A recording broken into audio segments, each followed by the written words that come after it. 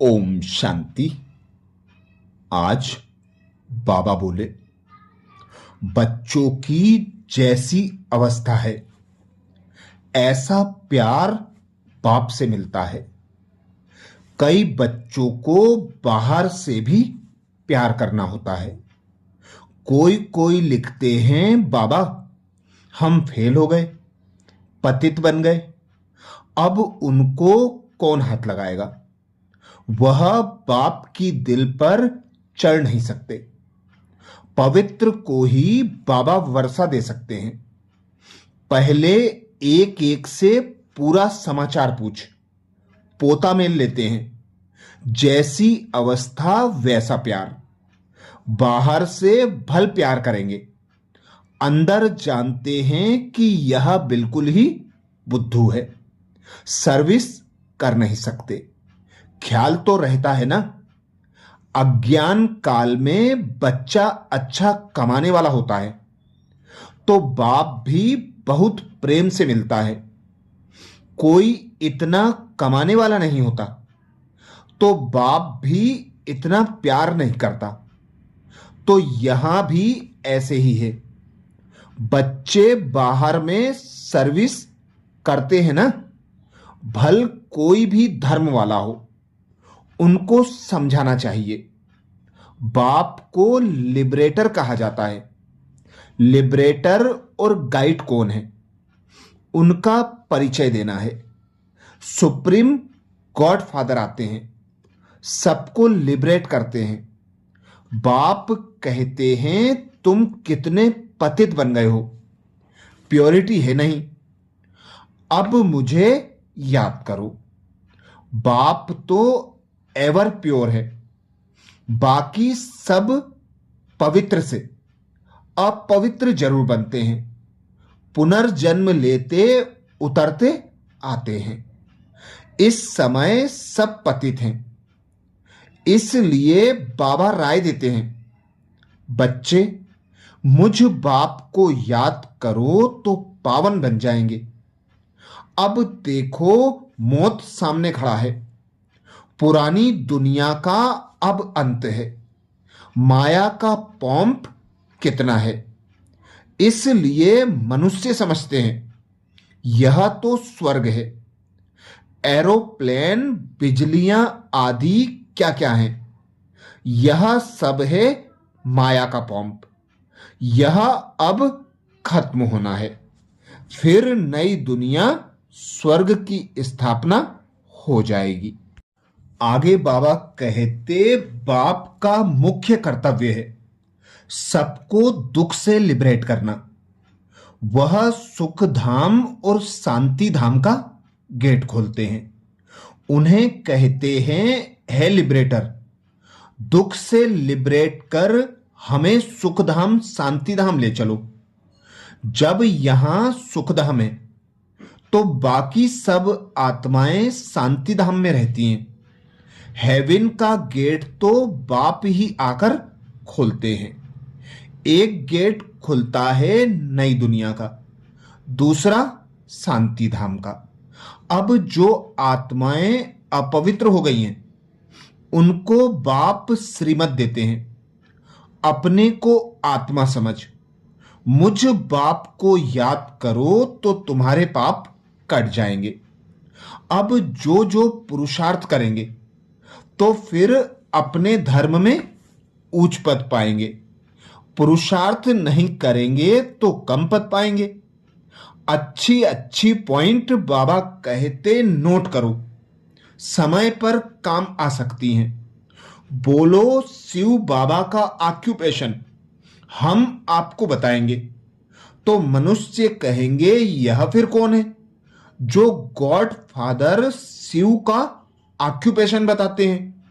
बोलो तुम आत्मा के रूप में तो सब ब्रदर्स हो, फिर प्रजापिता ब्रह्मा द्वारा रचना रचते हैं तो भाई बहन होते हैं। गॉड फादर जिसको लिबरेटर गाइड कहते हैं, उनका ऑक्यूपेशन हम आपको बताते हैं।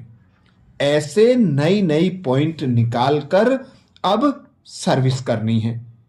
बाबा कहते सबको यह भी समझाना चाहिए, आत्मा बिल्कुल छोटा स्टार है। इन आंखों से उनको देखा नहीं जा सकता। दिव्य दृष्टि से साक्षात्कार हो सकता है। बिंदी है, देखने से फायदा थोड़ी ही हो सकता है। बाप भी ऐसी ही बिंदी है। उनको सुप्रीम सोल कहा जाता है। सोल एक जैसा ही है, परंतु वह है सुप्रीम, नॉलेजफुल, ब्लिसफुल, लिबरेटर और गाइड। उनकी बहुत महिमा करनी पड़े। जरूर बाप आएंगे तब तो साथ ले जाएंगे ना, आकर नॉलेज देंगे। बाप ही बतलाते हैं, आत्मा इतनी छोटी है, मैं भी इतना हूं। नॉलेज भी जरूर कोई शरीर में प्रवेश कर देते हैं। आगे बाबा कहते बच्चे जानते हैं, आत्मा की ज्योत उझाई हुई है। अब बाप आए हैं ज्योत जगाने के लिए। कोई मरते हैं तो भी दीवा जलाते हैं, उसकी बड़ी खबरदारी रखते हैं। समझते हैं दीवा अगर बुझ गया तो आत्मा को अंधियारे से जाना पड़ेगा, इसलिए दीवा जलाते हैं। अब सतयुग में तो बाबा कहते यह बातें नहीं होती। वहां तो सोजरे में है, भूख आदि की कोई बात ही नहीं। वहां तो बड़े माल मिलते हैं। यहां है घोर अंधियारा, छीछी दुनिया है ना। सब आत्माओं की ज्योत उझाई हुई है। सबसे जास्ती ज्योत तुम्हारी उझाई हुई है। खास तुम्हारे लिए ही बाबा कहते बाप आते हैं। तुम्हारी ज्योत उझा गई है, अब करंट कहां से मिले? बच्चे जानते हैं करंट तो एक बाप से ही मिलेगी। करंट जोर होती है तो बल्ब की रोशनी तेज हो जाती है। तो अभी तुम करंट ले रहे हो बड़ी मशीन से। देखो, बॉम्बे जैसे शहर में कितने ढेर आदमी रहते हैं, कितनी जास्ती करंट चाहिए। जरूर इतनी बड़ी मशीन होगी। यह है बेहद की बात। सारे दुनिया की आत्माओं की ज्योत बुझी हुई है, उनको करंट देना है। मूल बात है, बाप समझाते हैं, बुद्धि योग बाप से लगाओ, देही अभिमानी बनो, तो करंट मिलेगी और पावन बनते जाएंगे। इसीलिए बाप को अखंड ज्योत कहते हैं। साक्षात्कार भी होता है। अर्जुन ने कहा, मैं तेज सहन नहीं कर पा रहा हूं, बहुत करंट है। तो अब इन बातों को तुम बच्चे अभी समझते हो। सबको समझाना भी यह है कि तुम आत्मा हो। आत्माएं ऊपर से आती हैं। पहले आत्मा पवित्र है, उनमें करंट है, सतो प्रधान है। गोल्डन एज में पवित्र आत्माएं हैं। फिर उनको अपवित्र बनना है, और जब अपवित्र बन जाती हैं, ज्योति बुझने लगती है, तो बाप आकर फिर ज्योत को जगाते हैं।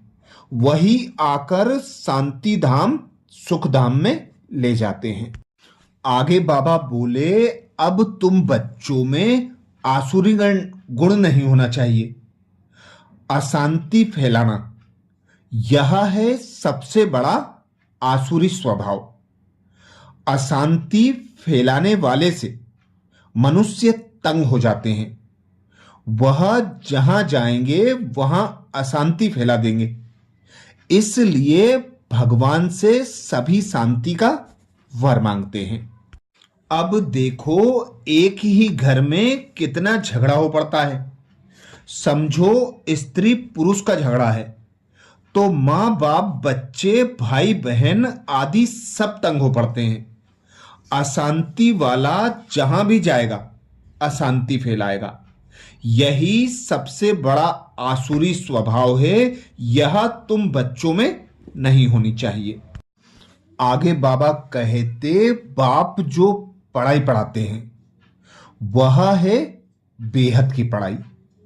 जिन बच्चों को अच्छी धारणा होती है उन्हें खुशी होती रहेगी, कभी उबासी नहीं आएगी। कोई समझाने वाला नहीं होगा तो उबासी देता रहेगा। यहां तो तुमको कभी उबासी नहीं आनी चाहिए। कमाई के समय कभी उबासी आती है क्या? इसीलिए बाबा कहते देही अभिमानी हो बैठो। अच्छी धारणा के लिए बाबा को याद करो। नई नई पॉइंट आती हैं, उन्हें नोट कर उन पॉइंटों द्वारा सेवा करो। आज विशेष बाबा ने हम भाई बहनों को वरदान दिया, कर्म योगी भव, जिसके लिए बाबा बोले मर जीवा जन्म की स्मृति से सर्व कर्म बंधनों को समाप्त करने वाले कर्म योगी भव। यह मर जीवा दिव्य जन्म, कर्म बंधनी जन्म नहीं, यह कर्मयोगी जन्म है। इस अलौकिक दिव्य जन्म में ब्राह्मण आत्मा स्वतंत्र है, ना कि परतंत्र। यह देह लोन से मिली हुई है। सारे विश्व की सेवा के लिए पुराने शरीरों में बाप शक्ति भरकर चला रहे हैं। जिम्मेवारी बाप की है, ना कि आपकी। बाप ने डायरेक्शन दिया है कि कर्म करो, आप स्वतंत्र हो, चलाने वाला चला रहा है। इसी विशेष धारणा से कर्म बंधनों को समाप्त कर कर्मयोगी बनो।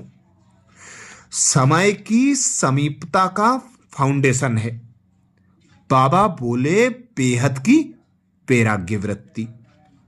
समय की समीपता का फाउंडेशन है बेहद की वैराग्य वृत्ति। कंबाइंड रूप की स्मृति से विजयी बनने के लिए बाबा ने इशारा किया। जितना जितना याद में रहेंगे उतना अनुभव करेंगे कि मैं अकेला नहीं, लेकिन बाप दादा सदा साथ है। कोई भी समस्या सामने आए तो यही स्मृति में रहे कि मैं कंबाइंड हूं, तो घबराएंगे नहीं। कंबाइंड रूप की स्मृति से कोई भी मुश्किल कार्य सहज हो जाएगा। अपने सब बोझ बाप के ऊपर रख स्वयं हल्के हो जाओ, तो सदा अपने को खुश नसीब अनुभव करेंगे और फरिश्तों के समान नाचते रहेंगे। अच्छा, ओम शांति।